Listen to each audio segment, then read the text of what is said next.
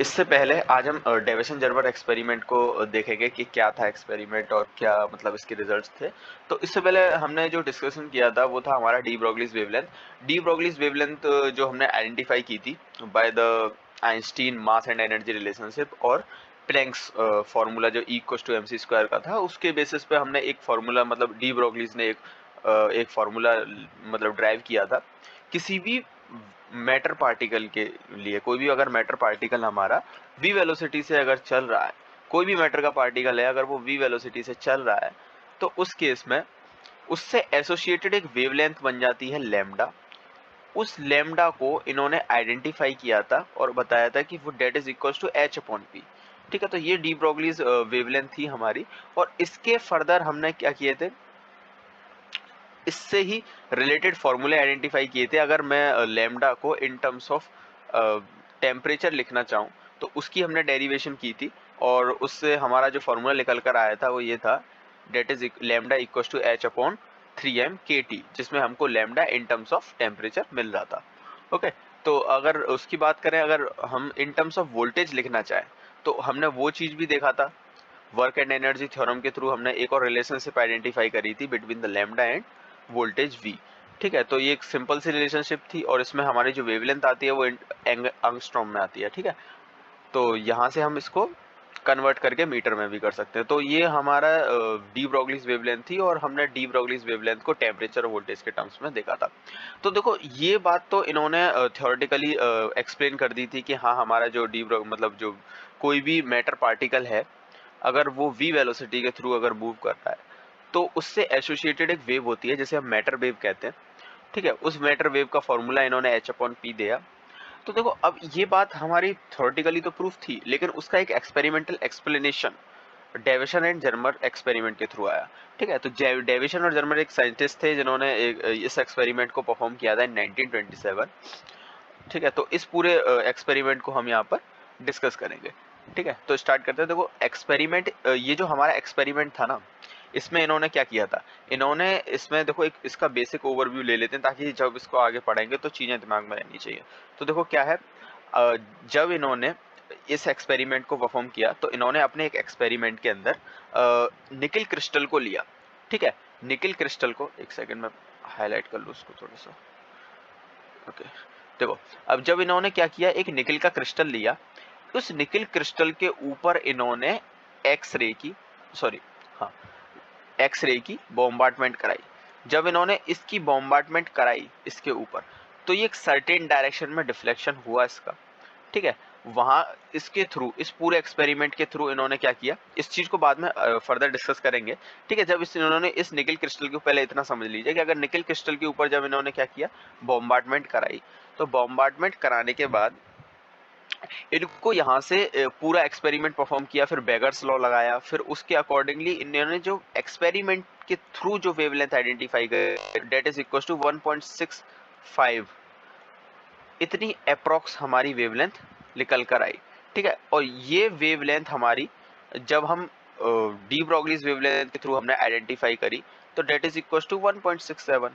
जब हमने इन दोनों उसको देखा वैल्यूज को, तो विच इज अप्रोक्सीमेटली सिमिलर। तो हमने ये यहाँ से ये बात प्रूफ हो गई कि जो एक्सपेरिमेंटल वेवलेंथ आ रही है वो हमारी जो डी ब्रोगलीज वेवलेंथ थी उसके इक्वल आ गई। तो मतलब कहने का ये है कि कहीं ना कहीं जो डी ब्रोगलीज वेवलेंथ थी वो एक्चुअली में एग्जिस्ट करती है। ठीक है, तो इस बात का एक्सपेरिमेंटल एक्सप्लेनेशन इन्होंने दे दिया। तो अब आगे करते हैं, इसको अच्छे से समझते हैं कि क्या था ये पूरा एक्सपेरिमेंट और कैसे इन्होंने परफॉर्म किया था। ठीक है, सिंपल सा एक्सपेरिमेंट था। ओके, ठीक है, तो देखो, इनका जो एक्सपेरिमेंट था, it is consist of an electron gun which is compresses of a tungsten filament F. तो देखो, इन्होंने क्या किया था, देखो यहाँ पर ये इसका डायग्राम है, अच्छे से देखेंगे तो इन्होंने इस पार्ट को ना टंगस्टन गन बोला है। ठीक है, टंगस्टन गन, इसमें क्या होता है, देखो एक टंगस्टन का फिलामेंट जो है वो लगा हुआ है। ठीक है, इस फिलामेंट, जब हम इस फिलामेंट के थ्रू वोल्टेज पास करेंगे, मतलब वोल्टेज जब इसके अक्रॉस अप्लाई करेंगे, तो उस केस में क्या होगा, ये जो फिलामेंट है वो हीट होने लग जाएगा और इलेक्ट्रॉन को इमिट करेगा। ठीक है, इलेक्ट्रॉन को इमिट करेगा जब इसके ऊपर हम वोल्टेज अप्लाई करेंगे, तो टंगस्टन वायर हीट हो जाता है। क्योंकि इसका हाई रेजिस्टेंस होता है, ठीक है। Coated with the barium oxide and heated bye a low voltage power supply. तो देखो हमने यहाँ लो वोल्टेज पावर सप्लाई लगाई है, और इस ये जो है जो हमारा टंगस्टन का जो फिलामेंट है वो हमारा बेरियम ऑक्साइड से कोटेड है, ठीक है।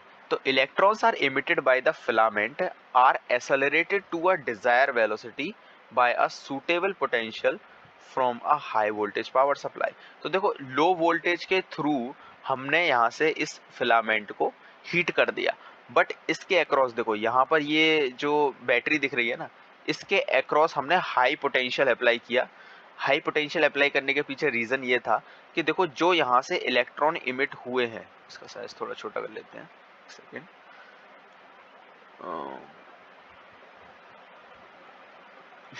तो देखिए अब इसके थ्रू जो भी इलेक्ट्रॉन्स हमारे इमिट हुए हैं, अब उन इलेक्ट्रॉन को मेरे को एक्सेलरेट कराना है हाई वेलोसिटी से, तभी वो उसके ऊपर निकल क्रिस्टल के ऊपर बॉम्बार्ड करेंगे आगे जाके। तो देखो क्या था कि जो इलेक्ट्रॉन्स थे जब वो यहाँ से निकले तो क्या था, ये जो पार्ट है दैट इज नेगेटिव, देखो ये नेगेटिव टर्मिनल से कनेक्ट है, तो ये पार्ट मेरा नेगेटिव है जहां से मेरे इलेक्ट्रॉन्स निकल रहे हैं, और ये पार्ट देखो पॉजिटिव है, ठीक है। तो जब नेगेटिव से पॉजिटिव की तरफ मेरा जब वोल्टेज अप्लाइड है यहाँ पे इन दोनों के बीच में, तो इलेक्ट्रॉन पॉजिटिव की तरफ जाएगा और जाते जाते एक्सेलरेट भी करेगा, ठीक है। तो जब मेरा इलेक्ट्रॉन यहाँ से एक्सेलरेट कर रहा है तो देखो एक स्ट्रेट बीम जाएगी, ठीक है, स्ट्रेट बीम जाएगी, और इन दोनों के बीच में जब हाई पोटेंशियल अप्लाइड है तो इलेक्ट्रॉन्स की वेलोसिटी क्या होगी, धीमे धीमे बढ़ती चली जाएगी, ठीक है।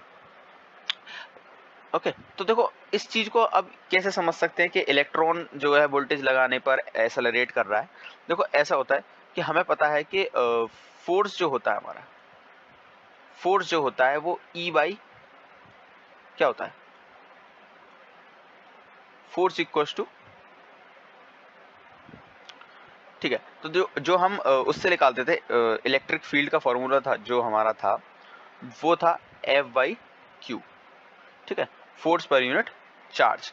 तो यहां से अगर मैं निकालना चाहूं force, that equals to q e, ठीक है, यहां से मैं क्यू ई समझ सकता हूं, ठीक है। तो इतना समझिए कि और फोर्स मेरा क्या होता है, मास इनटू एक्सेलरेशन, ये होता है force into mass into acceleration, Q e, ठीक है।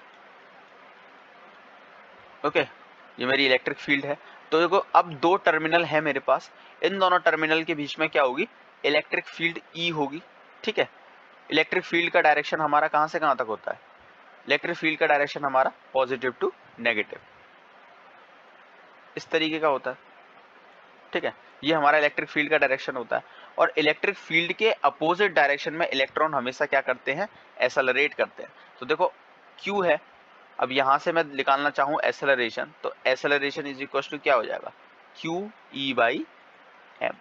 तो यहां से देखो कि हमारे पास इलेक्ट्रिक फील्ड ई है, चार्ज क्यू है जिसे हम इलेक्ट्रॉन बोल रहे हैं, तो देखो अब मेरे को क्या मिल जाएगा, वहां से एक्सेलरेशन मिल जाएगा। तो हम समझ सकते हैं कि इन दोनों के बीच में जब मैंने पोटेंशियल अप्लाइड किया और मेरे पास उसकी वजह से क्या हुआ, इलेक्ट्रिक फील्ड जनरेट हो गई।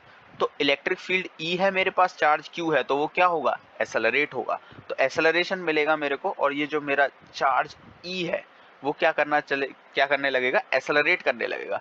तो जब वो एक्सेलरेट करेगा यहाँ से यहाँ तक, तो उसको क्या मिल जाएगी, एक हाई वेलोसिटी मिल जाएगी एंड तक पहुंचते पहुंचते, ठीक है।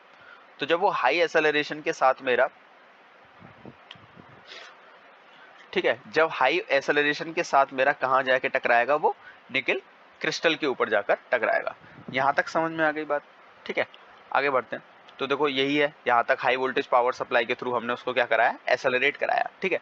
They made a pass through a cylinder with a free hole along its axis and producing a file collimated beam। देखो क्या है, वही चीज अभी देखो एक्सप्लेन की, ये जो है ना, ये एक्चुअली में देखो ये दिखाया तो स्लिट की फॉर्म में गया है, बट ये एक्चुअली में एक क्लोज सिलेंडर होगा, इस तरीके का एक क्लोज सिलेंडर होगा, ठीक है। उस क्लोज सिलेंडर के बीच में हॉलो होगा, तो जैसे ही मेरी बीम आएगी वो इसके थ्रू स्ट्रेट क्या होगी, पास हो जाएगी, ठीक है। तो ये स्ट्रेट हमारी जो बीम है वो पास हो जाएगी, ठीक है। और मतलब ये इधर उधर डिफ्लेक्ट नहीं होगी, क्योंकि दोनों ही साइड में हमने इक्वल पोटेंशियल अप्लाई किया है, पॉजिटिव वाला। तो जो भी मेरी चार्ज की बीम आ रही है, कॉलिमेटेड बीम, वो स्ट्रेट पास हो जाएगी, ठीक है। और वो जो बीम है that is made fall on the surface of a nickel crystal, फिर वो जो बीम थी हमारी वो कहाँ जाकर टकराएगी, निकल के क्रिस्टल के ऊपर, ठीक है। The electrons scattered in all the direction by the atom of the crystal, but the beam of the electrons is emitted by the electron gun is made to be fall on the nickel. देखो अब क्या है, एक second sorry, हाँ तो कहाँ थे अभी, देखो जो हमारी यहाँ निकल क्रिस्टल के ऊपर जो भी हमारी कॉलिमेटेड बीम आई इलेक्ट्रॉन्स की जो बीम आई, वो इससे जब टकराएगी तो वो चारों तरफ हमारी क्या हो जाएगी, डिफ्लेक्ट हो जाएगी। किसकी वजह से, जब निकल क्रिस्टल के एटम्स होंगे, ठीक है, वो उनसे जब टकराएगी तो क्या होगा, चारों तरफ उसमें डिस्ट्रीब्यूशन हो जाएगा, वो चारों की चारों तरफ स्कैटर्ड हो जाएगी, ठीक है। तो a beam of a electrons is emitted by a gun is made to be fall on the nickel is cut along a cubical axis at a particular angle. तो देखो क्या है कि जब अगर हम बात करें, जब ये बीम आई, ठीक है, तो देखो स्कैटर तो हुई, लेकिन जो हाई इंटेंसिटी मिलेगी वो किसी एक पार्टिकुलर डायरेक्शन में हमको हाई इंटेंसिटी ऑफ बीम मिलेगी। थोड़ी बहुत तो स्कैटर इधर उधर होगी, लेकिन उसके बाद जो एक हाई इंटेंसिटी हमको जो देखने को मिलेगी वो एक सर्टेन डायरेक्शन में होगी और एक सर्टेन एंगल पर होगी। यहाँ पर जो एंगल दिखाया गया है उसे हम फाई से डिनोट कर रहे हैं, देखिए यहाँ पर उसे हम क्या बोलते हैं, स्कैटरिंग एंगल बोलते हैं। तो ये जो स्कैटरिंग एंगल है फाई, ठीक है, ये हमारी इंसिडेंट और रिफ्लेक्टेड बीम के बीच का जो एंगल है उसे इन्होंने क्या बोला है, स्कैटरिंग एंगल फाई, ठीक है। तो जो हमारी एक लाइट रे मतलब जो हमारी वो इलेक्ट्रॉन्स की बीम आई सॉरी, वो हमारी जब निकल क्रिस्टल से टकराई तो एक सर्टेन डायरेक्शन में डिफ्लेक्ट हो गई, ठीक है। तो the scattering beam of electron is received by a detector. तो देखो क्या होता है, जो बीम आई उसको डिटेक्ट करने के लिए एक डिटेक्टर का यूज करते हैं, ठीक है। ये हमारा एक डिटेक्टर होता है, ठीक है। ये डिटेक्टर हमारा मूव कर सकता है, इसके ऊपर स्लाइड कर सकता है, ठीक है, यहाँ से यहाँ तक, ठीक है। ये स्लाइड इसलिए कर सकते हैं क्योंकि हमको चेक करना होता है कि कहाँ पर हमारी एग्जैक्टली में मैक्सिमम इंटेंसिटी बीम की मिल रही है। तो इसको यहाँ पे भी प्लेस कर सकते हैं, इस डिटेक्टर को यहाँ पे भी, ठीक है। इसके पीछे गैल्वेनोमीटर लगा होता है। गैल्वेनोमीटर जब देखो इलेक्ट्रॉन की बीम आएगी और डिटेक्टर से टकराएगी तो गैल्वेनोमीटर में हमको डिफ्लेक्शन देखने को मिलता है, और जहां हमको मैक्सिमम डिफ्लेक्शन देखने को मिलेगा हम समझ जाते हैं कि वहीं पर हमारी क्या होगी, मैक्सिमम इंटेंसिटी ऑफ बीम होगी, ठीक है। तो जब बीम हमारी इस डिटेक्टर में डिटेक्ट हुई तो हमको पता चल गया एग्जैक्टली में कितने एंगल पर है। देखो यहाँ से हम डिटेक्टर का एंगल आइडेंटिफाई कर सकते हैं कि यहाँ डिटेक्टर और इस इंसिडेंट के बीम में, क्योंकि हमें पता है कि इंसिडेंट हमने कहाँ से कराई है और हमें पता है कि डिटेक्टर का एंगल कितना है, तो उन दोनों के बीच का जो एंगल है हम उसको आइडेंटिफाई कर लेते हैं। उससे हमें पता चल जाता है कि हाँ, कि कितना हमारा स्कैटरिंग एंगल होगा, ठीक है। तो ये डिटेक्टर के थ्रू आइडेंटिफाई किया जाता है, ठीक है, which can be rotated eight an any angle. तो इन्होंने बोला है कि वही चीज है, देखो कि इसको हम किसी भी एंगल पर रोटेट कर सकते हैं। देखो इधर लेके जाएंगे तो ये एंगल मेरा कम हो जाएगा, इधर लेके जाएंगे तो एंगल बढ़ जाएगा ये वाला, ठीक है, इस तरीके से। तो देखो अब यही है कि इसके बेसिस पे हमने क्या किया, ये आइडेंटिफाई किया है कि एग्जैक्टली में हमारी मैक्सिमम इंटेंसिटी किस डायरेक्शन में हमको देखने को मिल रही थी, किस एंगल पर हमको देखने को मिल रही थी, ठीक है। तो यहाँ तक क्लियर है, बात आगे करते हैं। The energy of a incident beam of electron is varied by changing a applied voltage to the electron। एक बात उन्होंने यहाँ पे भी बोली है कि अगर मान लो मेरे को इंटेंसिटी को चेंज करना है, यहाँ से मेरे को इलेक्ट्रॉन्स मिल रहे हैं, अब मैं चाहता हूँ कि ज्यादा इलेक्ट्रॉन्स मेरे को मिले।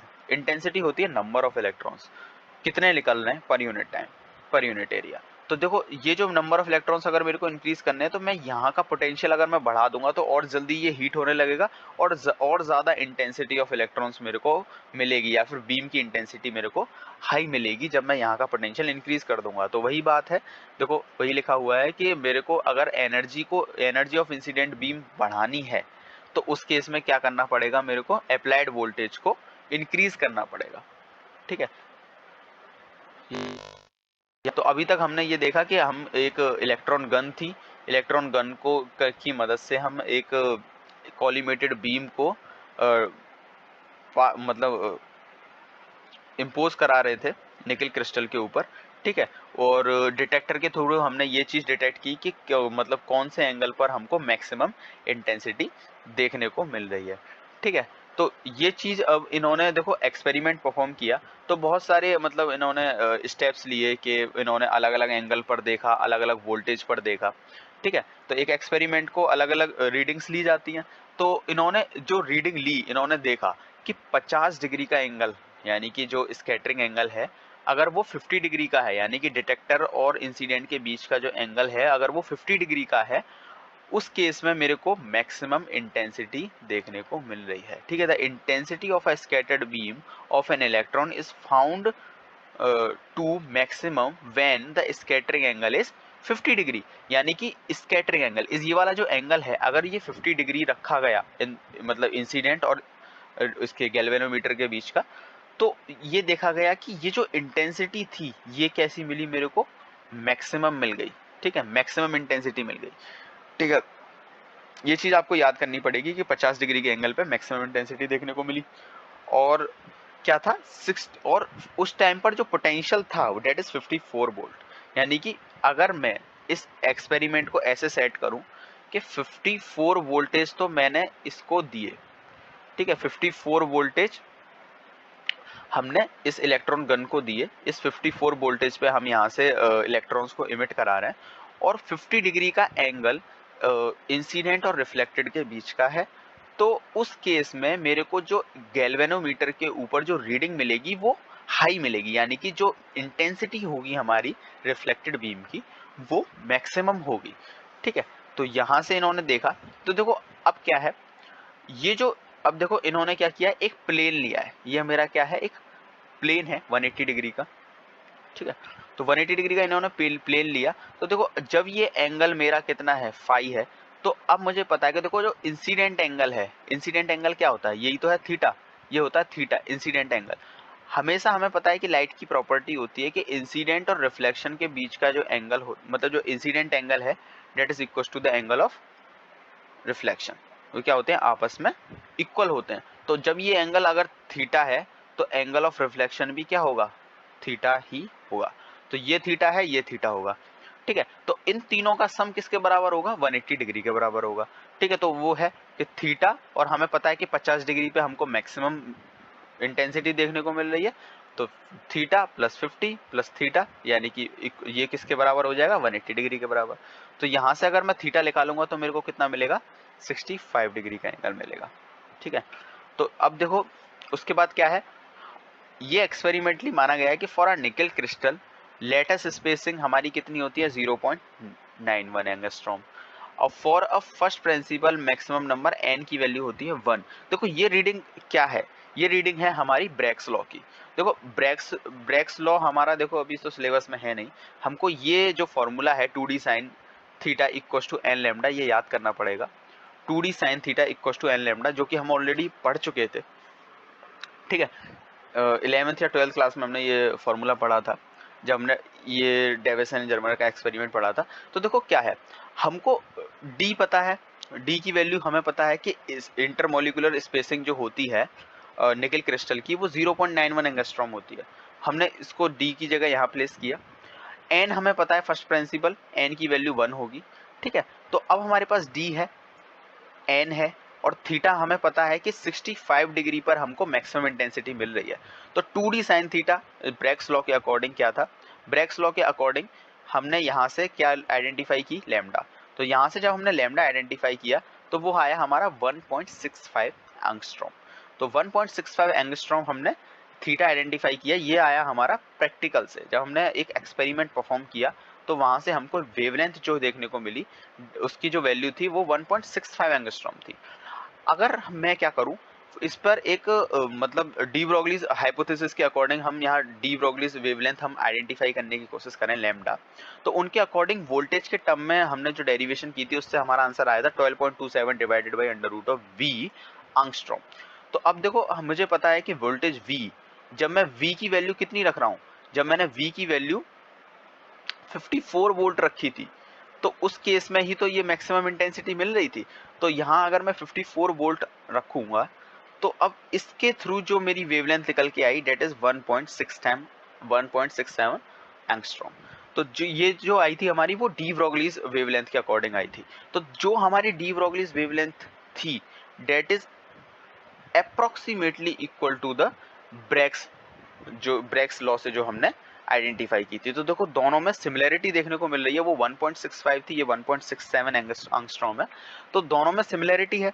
तो यहाँ हम समझ सकते हैं कि जो एक्सपेरिमेंटली वैल्यू आई वो हमारी प्रैक्टिकल वैल्यू के सॉरी डी ब्रोगलीज वेवलेंथ के इक्वल थी। तो हम कह सकते हैं कि जो डी ब्रोगलीज हाइपोथेसिस थी वो करेक्ट थी।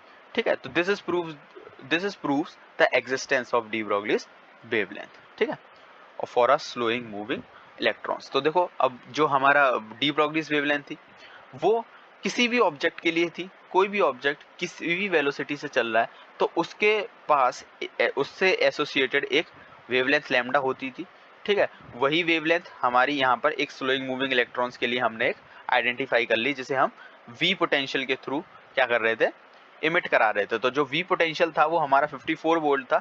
इस 54 वोल्ट को हमने जब डी ब्रोगलीज वेवलेंथ में रखा तो हमको एक वैल्यू मिली डेट इज 1.67 एंगस्ट्रॉम वेवलेंथ की। और वही जो वेवलेंथ थी वो हमारी एक्सपेरिमेंट के थ्रू भी बिल्कुल वही आ रही थी। तो हम कह सकते थे कि जो डी ब्रोगलीज की जो हाइपोथेसिस उन्होंने माना था कि हाँ ऐसा होगा, वो बिल्कुल करेक्ट थी। तो यहाँ तक अभी हमने इतना किया, उसके बाद हम हाइंसबर्ग का अनसर्टेनिटी प्रिंसिपल करेंगे। ठीक है, ये लास्ट टॉपिक होगा इसका, ये यूनिट खत्म हो जाएगी इसके बाद। ठीक है, इसमें भी काफ़ी सारे इक्वेशंस हैं। ठीक है, उनको हम पढ़ेंगे। ठीक है, आज यहीं तक, थैंक यू।